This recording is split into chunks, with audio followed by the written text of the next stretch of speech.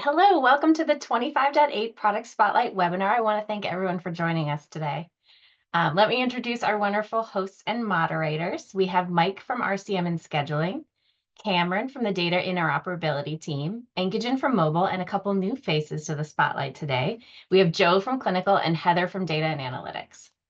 In the chat, we have myself and Jordan Fries from our customer success team. We're going to answer any questions you might have during the session. So housekeeping, please put your questions in the Q&A button at the bottom. We'll get to as many of them as we can. We want you to get the most out of this session. The session is being recorded and it will be sent to all registrants in about 2 to 3 days. On today's agenda, we're going to start with practice management.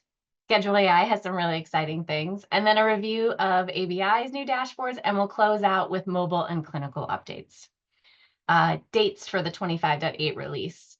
Beta will start the end of this week, and then we're scheduled to be live for everyone August 15th.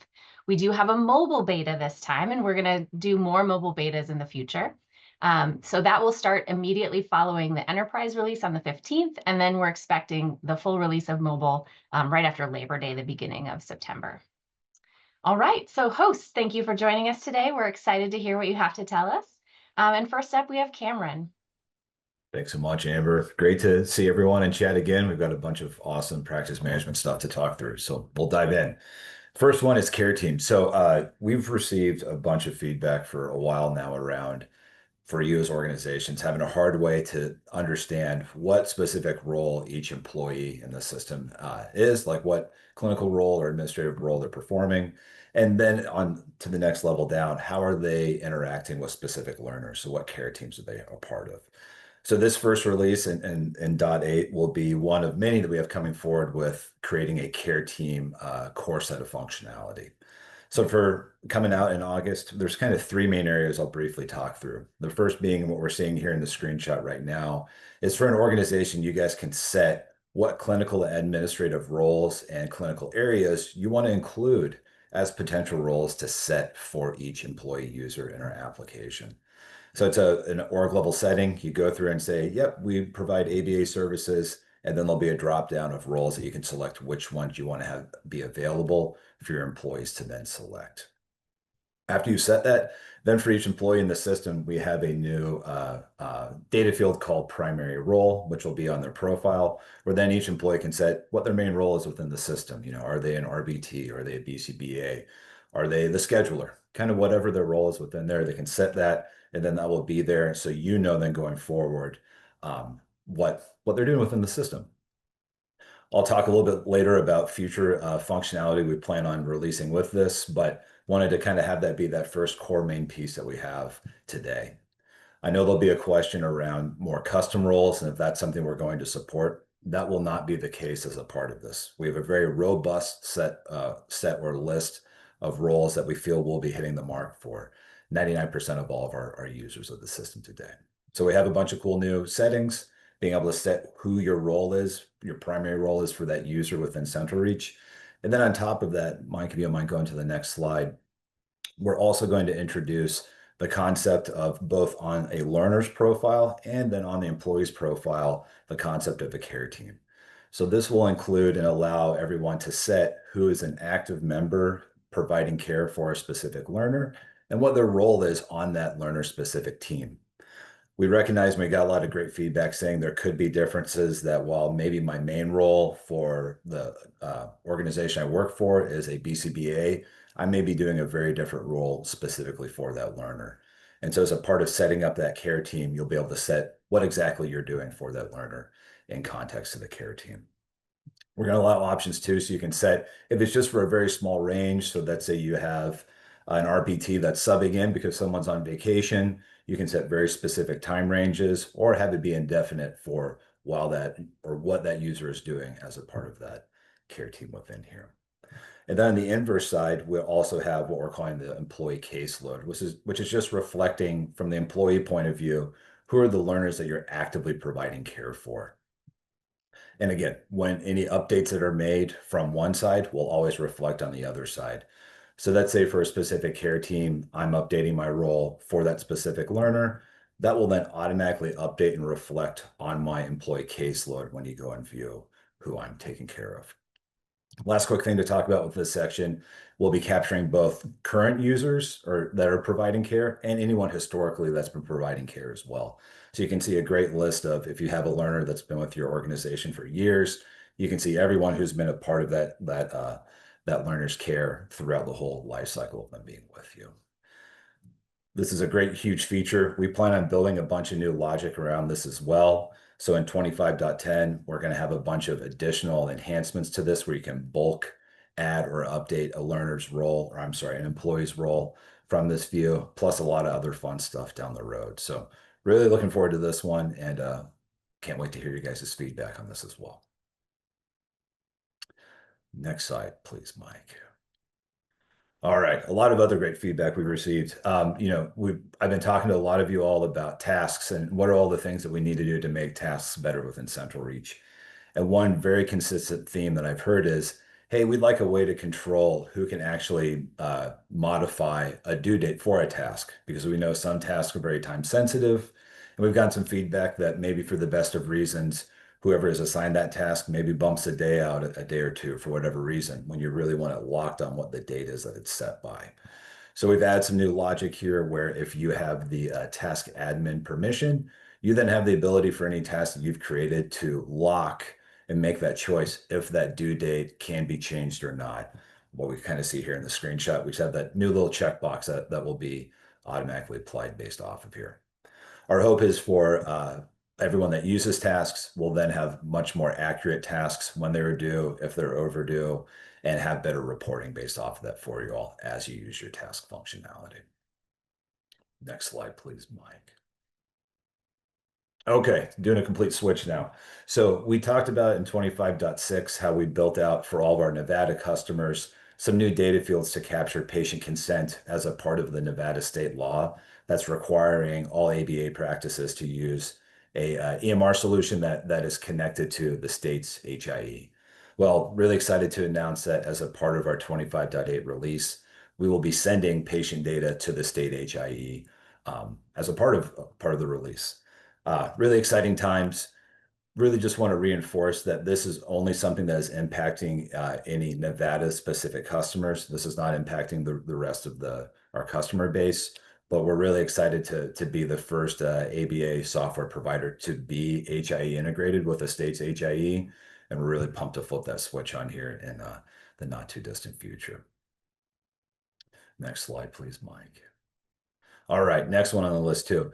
We know a bunch of customers are using Collectly, one of our preferred partners, for payment processing and all the functionality that Collectly supports. We've deepened our integration with Collectly, so they're having more real-time data available to them compared to some of the older, more clunkier workflows that they had to do before to extract all of that payment information and understand who owes what and how much they may owe within here. So the hope is for any customers that are using Collectly today, this will help with your guys' specific workflows. And then from a CentralReach point of view, we're really deepening our partnership with Collectly to have a better solution for everyone involved. So really excited for this, and we look forward to announcing more things like this in the not too distant future. Next slide, please.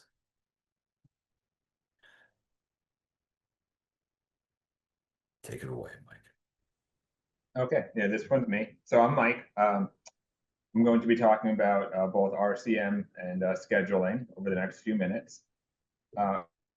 Specifically for RCM, the main feature we're releasing here in 25.8 is for our Waystar customers, which we found out is about 22% of CentralReach, so probably 1 in 5 of you use Waystar. And if you use Waystar, you may have noticed that some of our statuses are probably empty. And that's because we do not fully support Waystar sending and receiving status updates. And some of these category information you see here works beautifully for Office Ally and Change, but we did an audit of all of our gateways and all of the feature sets and where the gaps are, and have a journey called Gateway Parity. So CentralReach will work the same with the same feature set, regardless of what gateway you use. Our first kind of entry into this is the status updates for Waystar, and this should be releasing in about a week. And shortly thereafter, in the next release or so, you should see Waystar eligibility. And that will kind of complete the phase of gateway parity work, leveling up Waystar.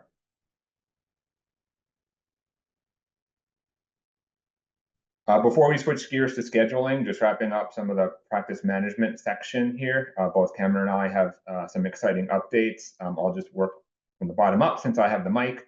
I already mentioned Waystar eligibility is coming next. We're aiming by the end of the year in December. Bulk changes from fee schedule. This is going to wow you. We've shown it to a handful of customers. It's a huge game changer. What we're trying to accomplish here is if you change a fee schedule and you want to make the date in the past, you may have hundreds to thousands to tens of thousands of billing entries that may reference the wrong fee schedule. Now with one click, CentralReach should be able to find all the impacted billing entries from a retroactive date and magically change them all for you. So we're super excited about this and focusing on that for December. And I'll hand it back to Cameron. Awesome. Thanks, Mike. All right, bunch of cool stuff. Now I'll start from the top down to the middle here. So like I was saying, kind of our core care team logic that we're releasing in .8, this is kind of the intro step into other functionality we're going to release in future iterations. And a big one I want to talk through is we want to have much easier ways to manage whose primary role can be set up and doing it in a group fashion. So we're going to have a much easier bulk way to add and update user roles. We'll also add functionality so those roles will be available on contact forms and other spots within the system as well. So that will be, in our mind, a great way to build the core foundation of what care team will be. One thing I wanted to call out as well, this care team logic will be foundational for future features down the road that other teams like on clinical are looking at to do in 2026 and beyond. So this is kind of a core piece to say, hey, if you're an RBT, look forward to cool new workflows that we're going to build out down the road to support those specific users and the work that they're doing. Next one, access control optimization for file management. This is more of an engineering focused backend project, but we really want to streamline how we figure out who has access to what files and make it so the system performs a lot faster than what it is right now. There won't be any main impacts to user workflows as a part of this, but we just wanted to call this out as we're really going to enhance and tighten up file access and how that is managed on the back end of our system today.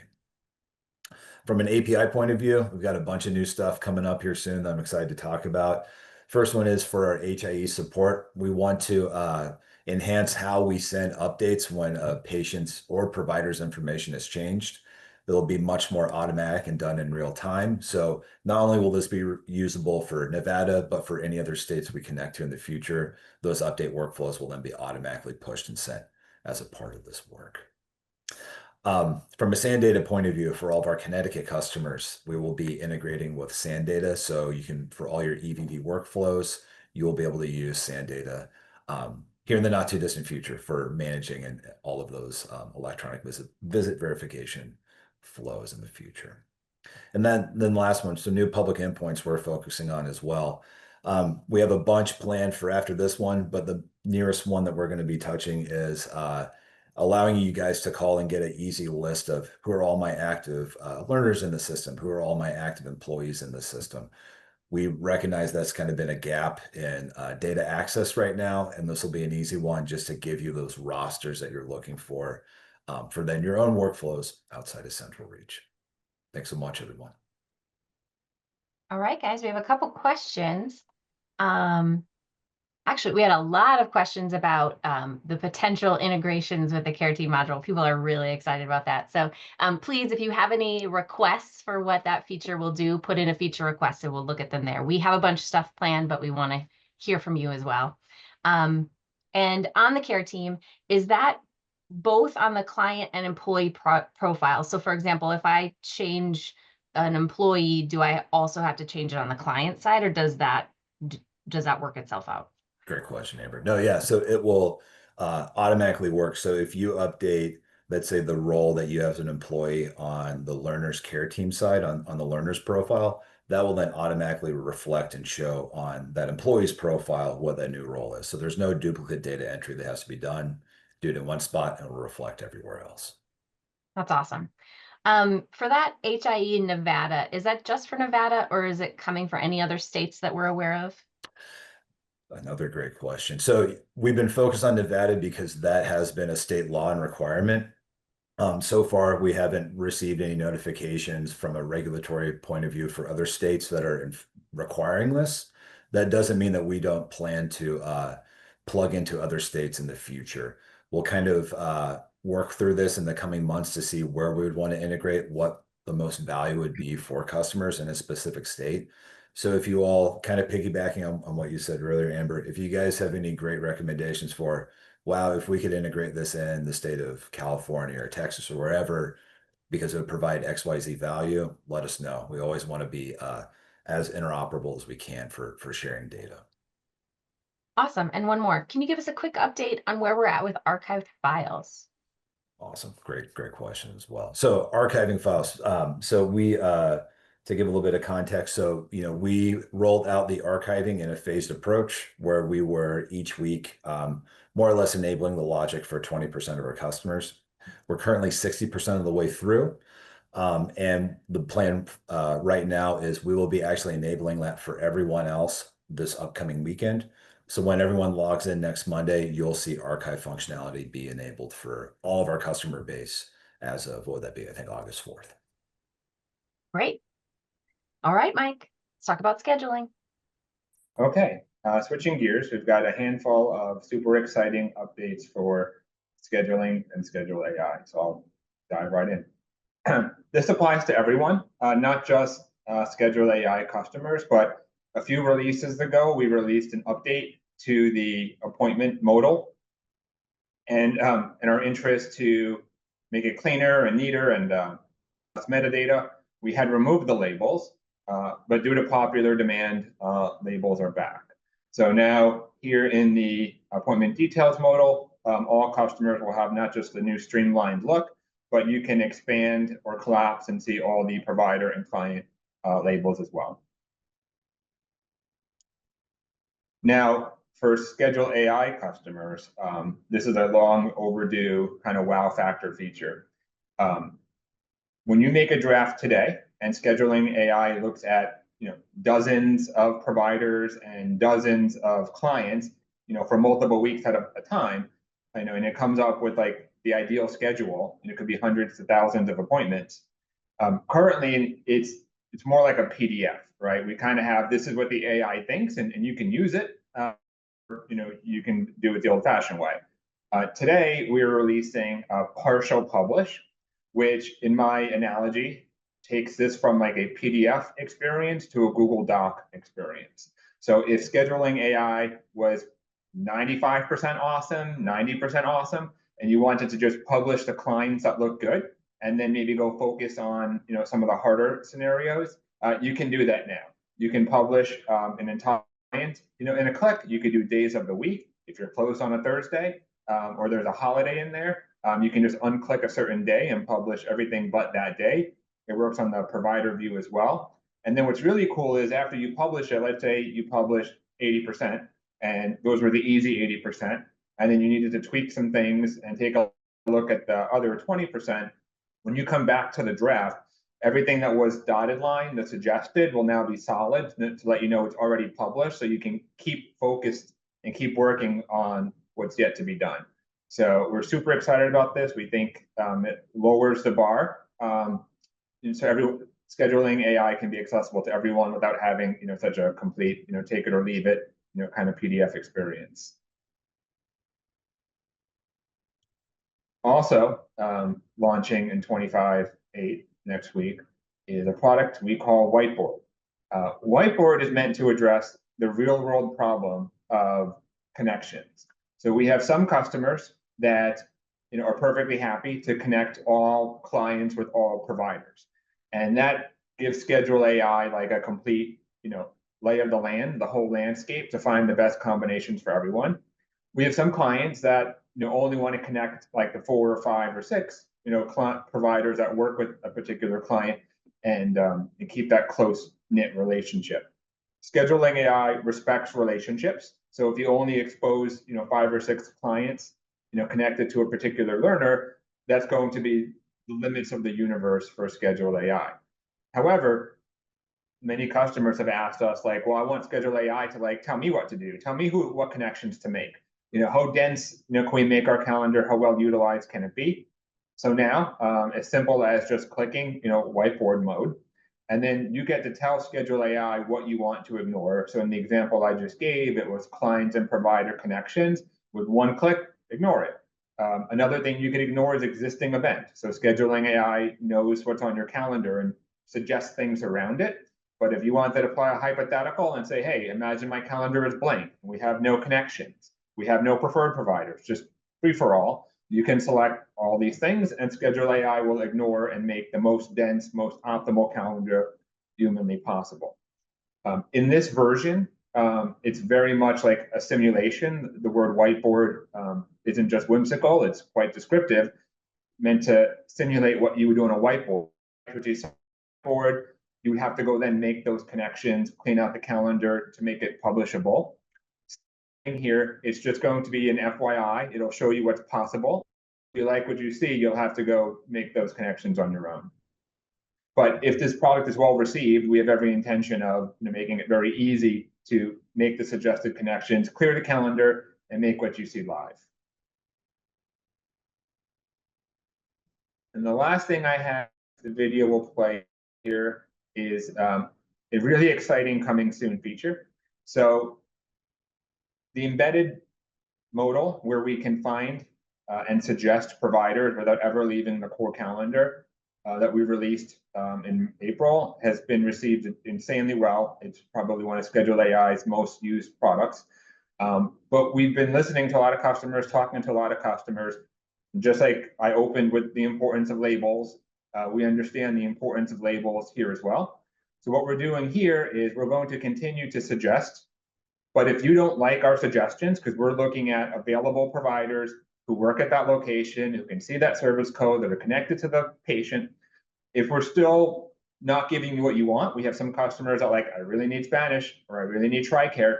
Your suggestions are good, but I need my labels. Now you can add your labels without ever leaving the modal. You would simply add them from the dropdown, hit rerun, and we will show the results that have those labels, but everything I just said as well. We're still going to look for preferred available providers who work at that location that can see that service code, but now with the addition of the labels to help filter it down even more. A few other little things we're doing is place of service will be automatically applied when you use Schedule AI from the client's default availability.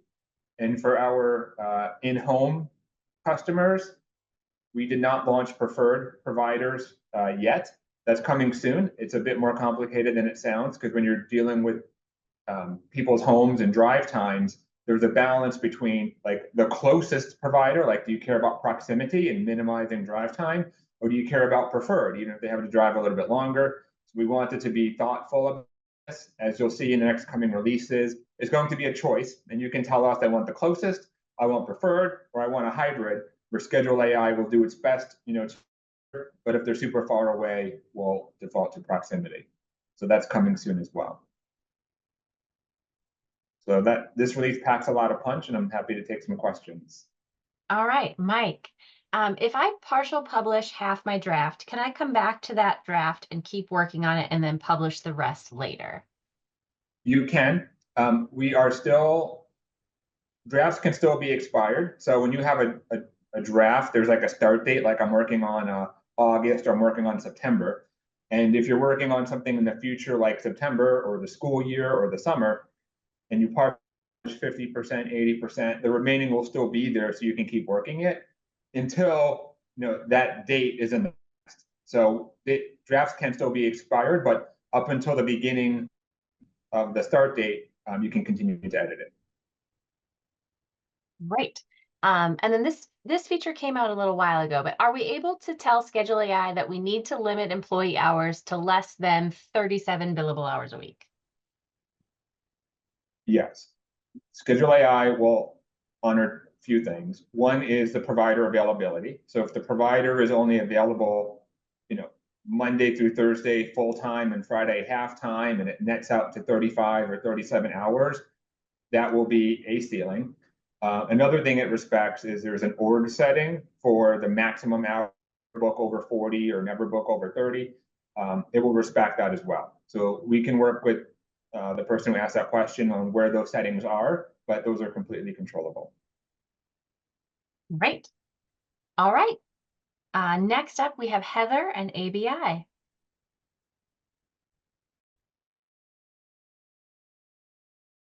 Okay, sorry, took a second to get my camera on. Yeah, so I'm Heather and I will be presenting for ABI today. Let me go ahead and get that up. Share screen.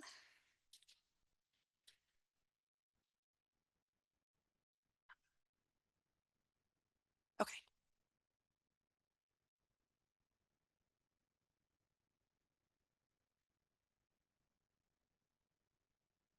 Okay, sorry, it was taking a second to come up. I have some slowness today. Okay. All right, so again, yes, I am Heather and I'm presenting on behalf of Advanced Business Intelligence today. And I'm very excited to go over some of our new dashboards.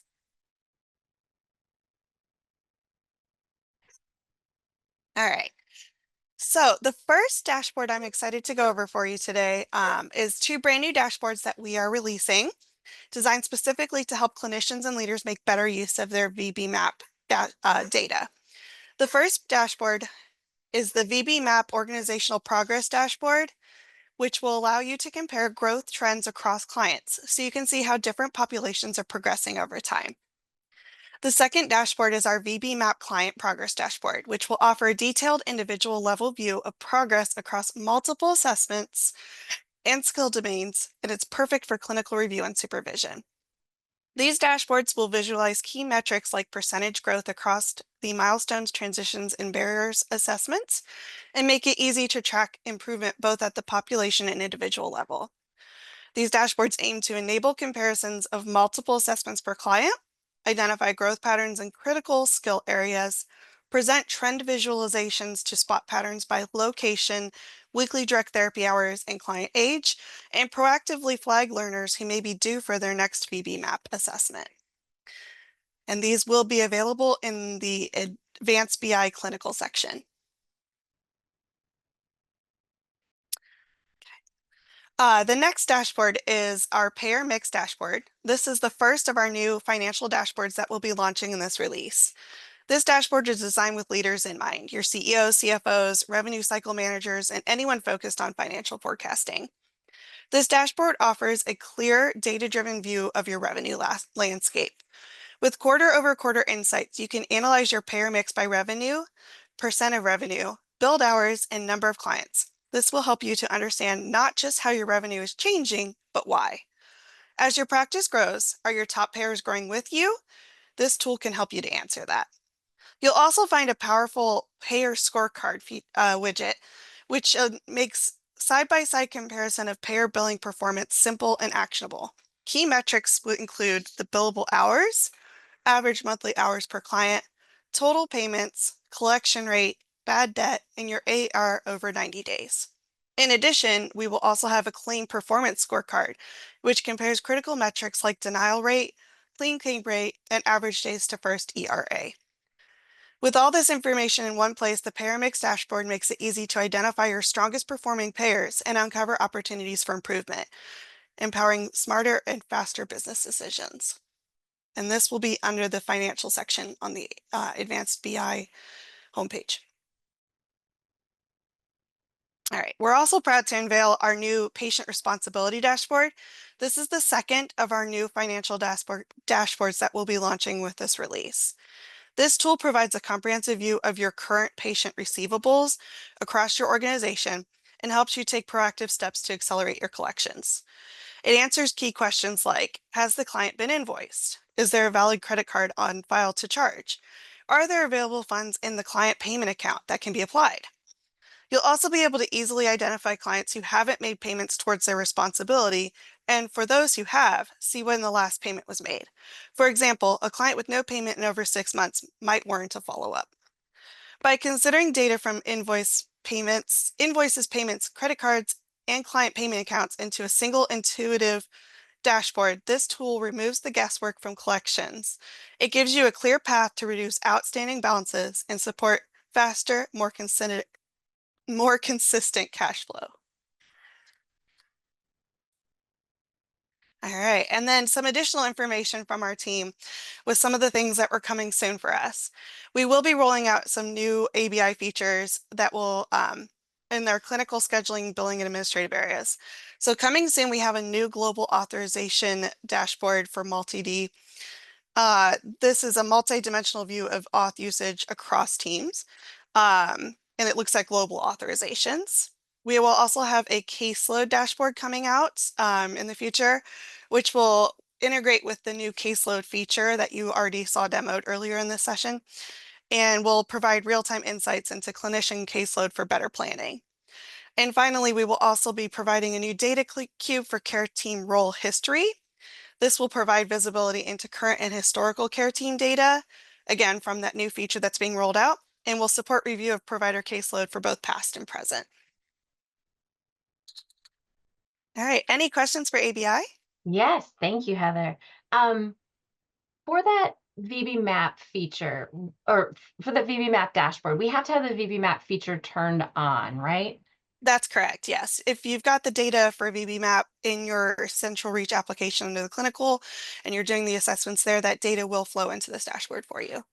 Great. And a reminder, if you have any questions or want to use the VB-MAPP within CentralReach, reach out to your account manager. All right. And then Heather, a reminder, who gets access to each new dashboard as they become available? So all of our new dashboards roll out to your designer license and administrative user, and then they can actually go ahead and provision those out to additional users. Awesome. Okay. Next up is Ancogen and CR Mobile updates. Hello. All right. Hello, everyone. I'm Inkjin. I manage CR Mobile, and I have some exciting and powerful suite of features to introduce today. Up until now, our workflows have been tailored to provide tools for our CR Mobile users to effectively manage one appointment from start to finish. And you all know that care does not start and end with one appointment.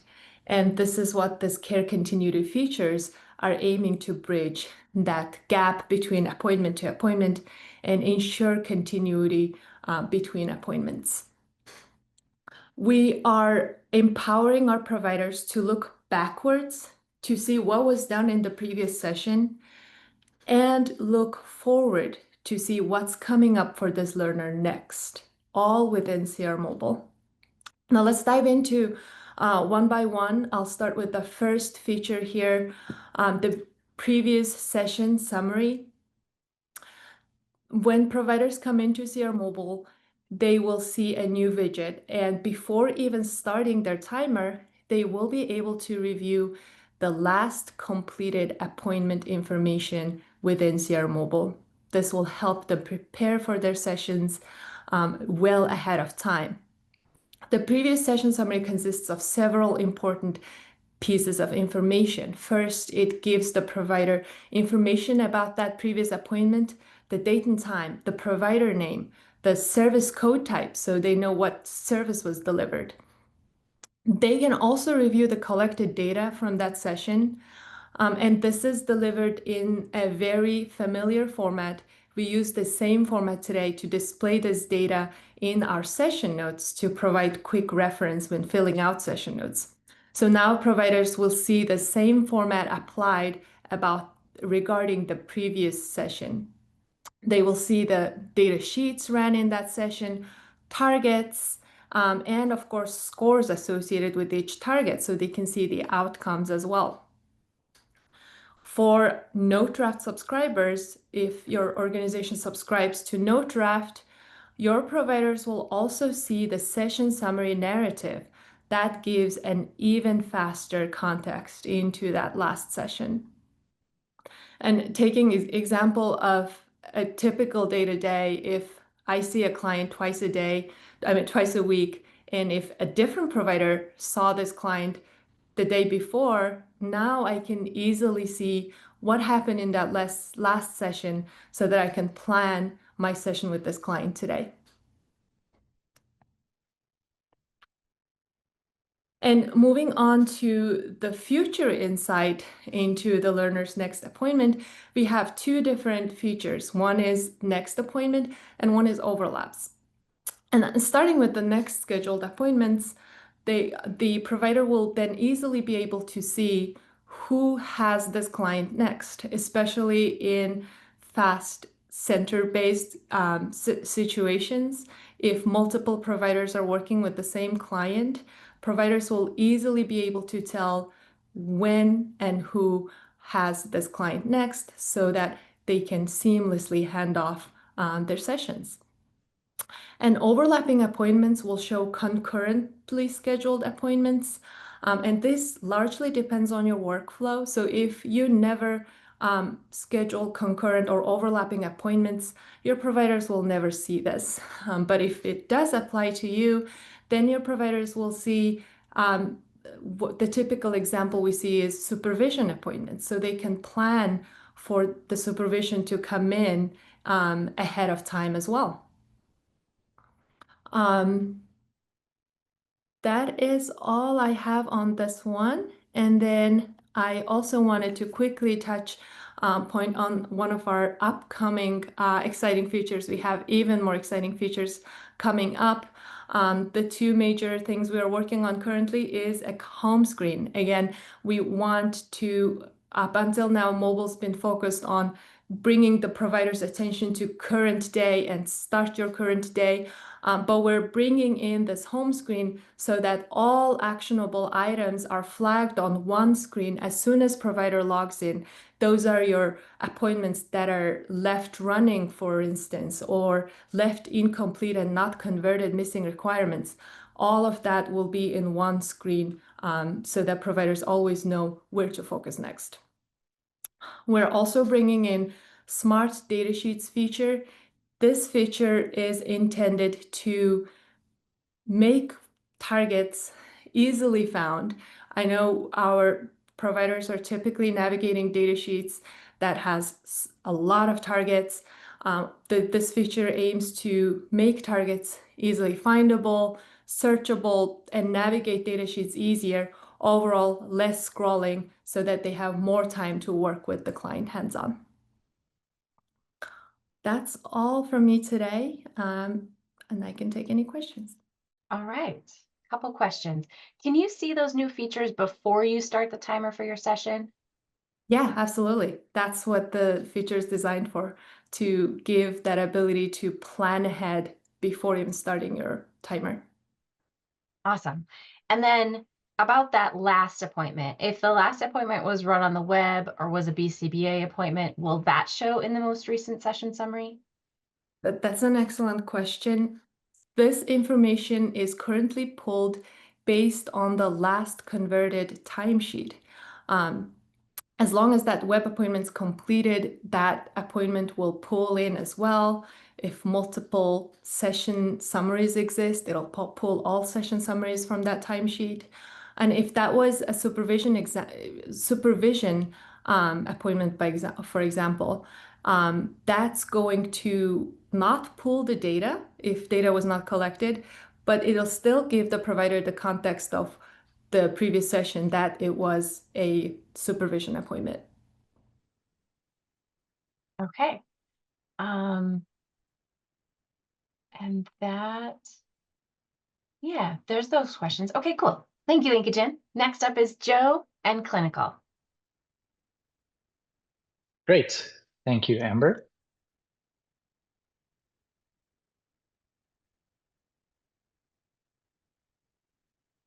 And hello, everyone. My name is Joe Hunstock, and I am the product manager for the clinical application.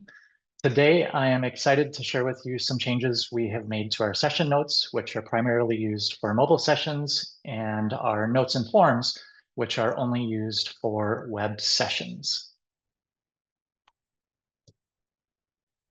So CentralReach has been collaborating with the Council of Autism Service Providers, also known as CASP, and their documentation special interest group led by Rebecca Womack and Dr. Heather O'Shea to create an updated ABA session note template that aligns with standard medical documentation practices, It reflects generally accepted standards of care for ABA services in accordance with AMA CPT code requirements. And most importantly, it remains independent of individual payer requirements and state regulations.